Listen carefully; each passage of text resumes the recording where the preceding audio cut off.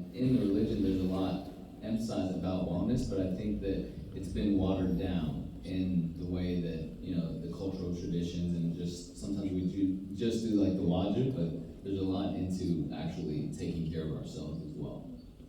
So we're gonna discuss, like we were just mentioning, the four dimensions. If you want to speak about. Yeah, so we exist in several different planes of existence or dimensions. Psychosocial being one, physical, spiritual, and emotional. And to attain wellness is to be balanced in all of these states or work towards it as a goal. So we're going to be discussing wellness in terms of all of these. Okay, so psychosocial, this is our outlook in life and how we associate and interact with other people, our environment, how we interact with our own self and our thoughts. So it's a balance between ourselves and others, and like it says there, and kind of what you were mentioning, that middle way. So not too self-centered, but also not too selfless to where you become a martyr. And because if you can't take care of yourself, you can't really serve your community as well. How we respond to stress. Yeah. So, they've even done studies on these things, on looking at the effect of community and socializing on your mental, physical, emotional well-being, and which then translates even into your physical well-being. And so a great example would be, say we're having a bad day. We don't want to come to Zanabia, but then we meet with someone, we hear like a positive source of inspiration, we hug a couple of brothers or sisters, and now our mood is completely different. But had we just stayed at home, we could have spiraled. We could have made poor choices with our diet, stayed up stressing, it carries into the next day. So how we interact with each other, and we actually have a lot of power in community. And that's part of what we want to touch on. Is that good for this one? Okay. All right. So this is like my expertise, but in the physical realm, in my training, it's how do we go from whatever state we are in physically and optimize that. So chiropractic, there's a lot of misunderstandings on what the chiropractic field is. Essentially, the philosophy of chiropractic is the power that made the body, which is Allah, has an innate ability and wisdom to heal. Like our body wants to heal, organize, and regenerate. It's not made for dis-ease. We are made to be well and to experience a great quality of life. So the essential philosophy and the philosophy I have is how do we support each person each individual is a little bit different. How do we support that person to be the strongest, healthiest, most able-bodied they can be? And for each one of us, that's a little bit different. And how we go about that is primarily our lifestyle, our nutrition, what we feed ourselves, and the way that we move our bodies. So I'll just go ahead and ask everyone to go ahead and just take a moment to sit up straight, maybe take a deep breath, and just let's take a moment. One thing that we want to really tap into is the awareness of how we carry ourselves. So like patients will come in, they have low back pain, they have neck pain, they have knee pain, but for 20 years, they haven't been present in their body as far as paid attention. And then some people, you go to the gym, but how are you training? Not all exercise is created equally. Each one of you, if I spent time with each one of you needs a unique fitness program. It's tailored towards your body, your strength, your weaknesses. I don't want to go too far off, but this is what I'm very passionate about, is nutrition, lifestyle, and fitness. I think that is something that's very overlooked, very misunderstood, and there's so much power in it. I have healed myself and helped so many people improve their quality of life just by making simple lifestyle modifications. And it doesn't have to be intense. I would just say even in Ramadan, 10-15-minute walk before iftar, if you're not exercising at all. That will change your physiology. And to add to that, because we're in Ramadan, Ramadan is a time of reflection, as we all know, and about gaining spiritually. It's more so focused on spiritual gains. And so the focus should not be, a lot of times we're like, oh my God, I gotta still get my 1,800, 2,000 calories a day in suhoor and iftar. And that's not the purpose. You're supposed to undereat. You're supposed to restrict the amount that you're eating and only focus on what you really need and focus more on fasting. The focus is on fasting, not on eating and gaining physically, but gaining spiritually. So. Is that good for this time? Yes. So obviously from the spiritual perspective, faith, submission to a higher power, a walk, prayer that is not just physical ritual prayer, but that is meditative. And they've done studies on this, that meditative prayer, they've done MRIs looking at the areas of the brain that light up during a meditative prayer or a prayerful meditation. And it's all those areas that lead to sort of overall wellness and pleasure centers in the brain. So faith is very important, and prayer should be focused. You should have enhanced focus. And they've actually also done studies looking at the effect of faith-based populations on their overall mental and physical well-being, and seeing quite an impact actually. And again, your ability to handle stress, that's the sort of underlying component with all of these dimensions of wellness that we talk about. And that's what leads to wellness, is that ability to handle stress, because you're focusing on balance and like this middle path in all of these dimensions.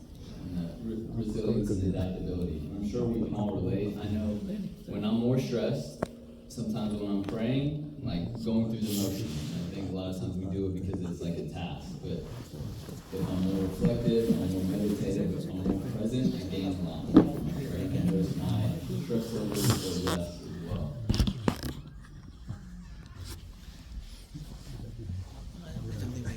Okay, so, and then from the emotional dimension, so emotion is like energy in motion, and emotion is more like the feeling aspects. And then being grounded here, meaning if anyone's familiar with, a lot of what the Quran and Islam teaches, but also like Stoic philosophy as far as just being detached.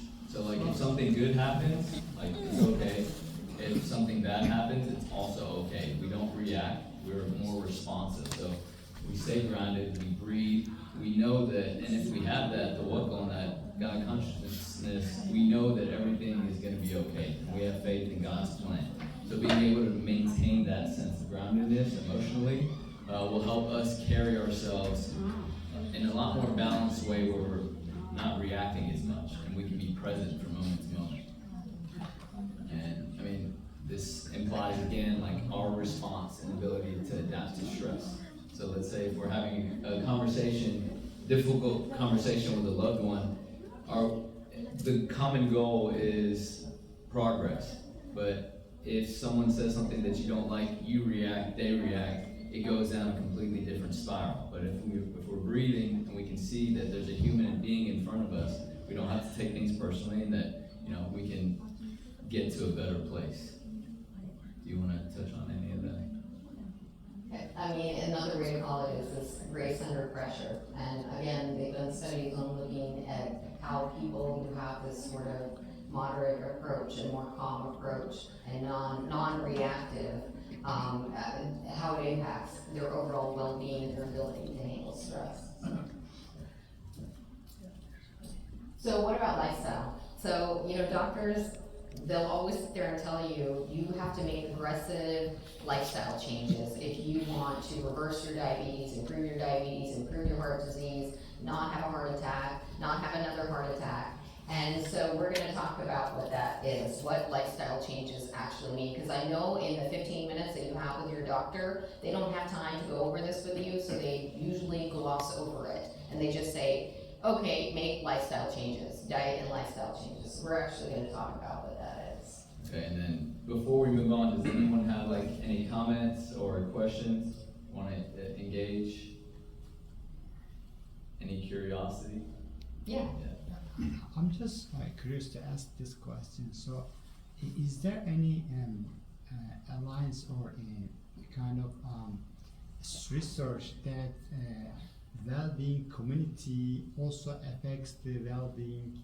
Transfers this energy or this tranquility to the members. So because since we are in a body, our tissues are the same kind of approach they have.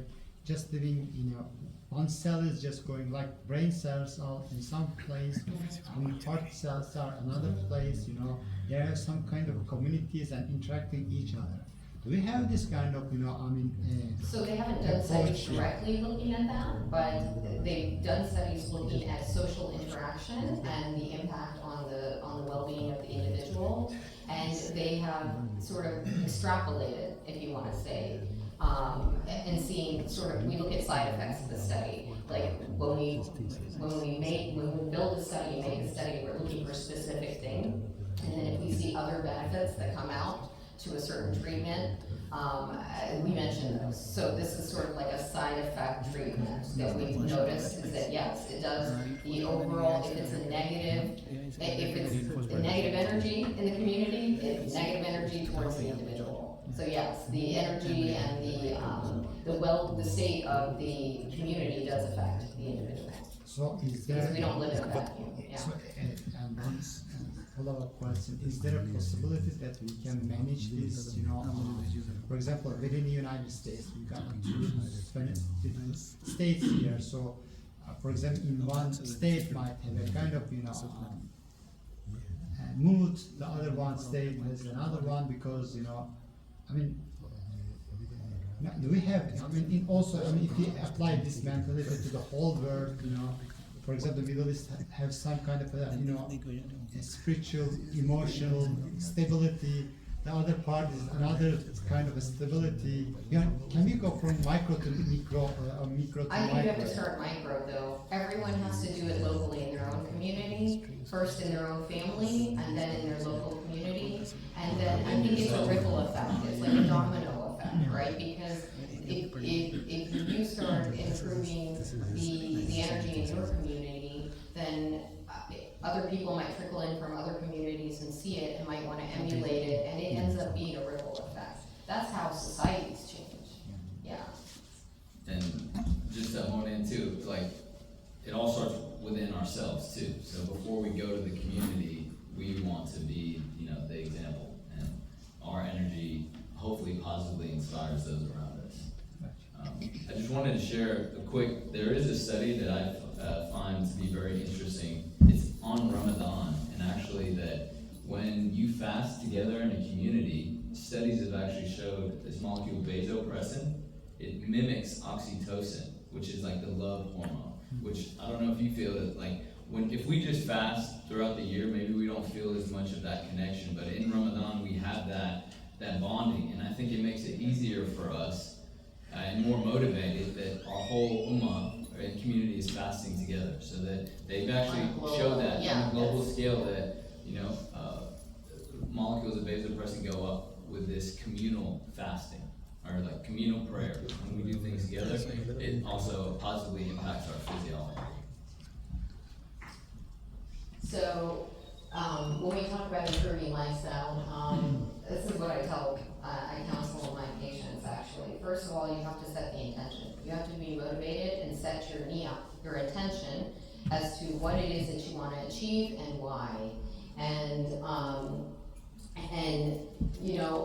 that really essentially determines the energy that you put into it, and then can in turn affect the outcome of whatever it is that the change that you're making.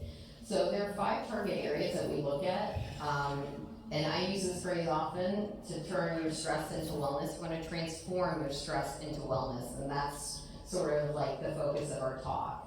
And they all, I call it a positive feedback loop because they all positively feed back on each other. You start to improve and attain balance in one of these areas, and it actually feeds back positively and encourages you and motivates you to actually then proceed to improve the other areas.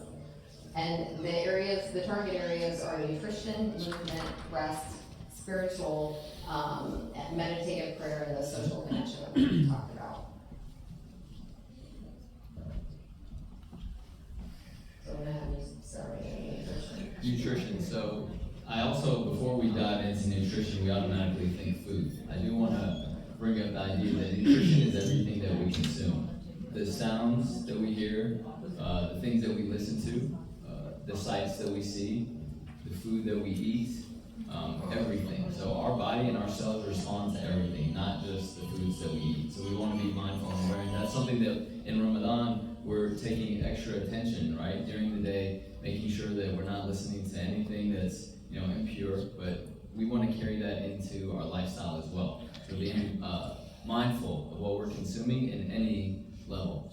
When it comes to the physical body, hydration is one of the most important elements. So oxygen is primary, so respiration, breathing, making sure we're oxygenating ourselves, hydrating the cells. And then we want to go into a natural whole food-based diet. So we want to eat foods that are more in line with the way nature creates it, the way God intended foods to be, less chemically processed, less changed, and not created in a lab. And that's a simple overview. Does anyone have like any nutrition questions, or like specifically in Ramadan, like how to improve nutrition in suhoor or iftar or anything like that? Any questions? If you just eat once a day, only at the iftar time, is that